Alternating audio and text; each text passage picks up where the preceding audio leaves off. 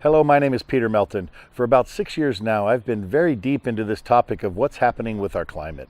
And obviously there's been so many strange things happening and the weather's changing, but the climate is so much more than the weather. And our delicate web of life is so much more than just the weather. It ties in our habitat. It ties in how nature works with humanity and how humanity and the animal kingdom work together with nature. And it's really quite a big and complex and very delicate web of life that we live in.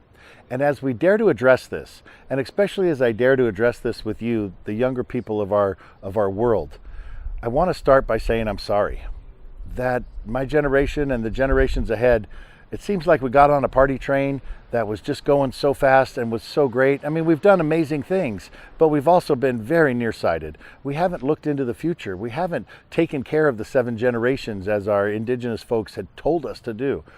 And now we find ourselves going, oh no. What have we done? And oh no, what about my children and my nieces and nephews and all the children of the world currently living, let alone children who want to live in the future? And how can we make a sustainable planet? What is sustainable anyway? What do we think we can sustain? What are we trying to sustain? Because this party train we've been on for the last 50 years is not sustainable. You know, we might think it is here in the privileged West, but now the whole world wants to live like we've been living on this party train, and there's just not the resources on the planet for it to happen. We're putting so much pollution up in the air. We're putting so much into the oceans, and now the globe is warming. The ice is melting, and that's making the weather go crazy, and the climate, and it's just making it harder all around.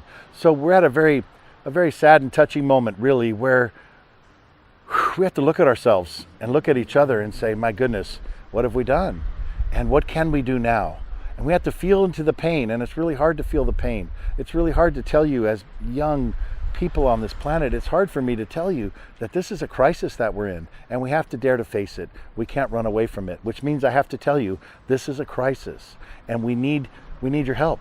We need to help you, to help us, to help yourselves, to help all of us, to help the animals, to help nature.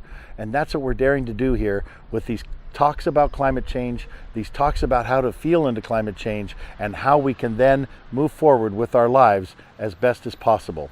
Thank you for listening.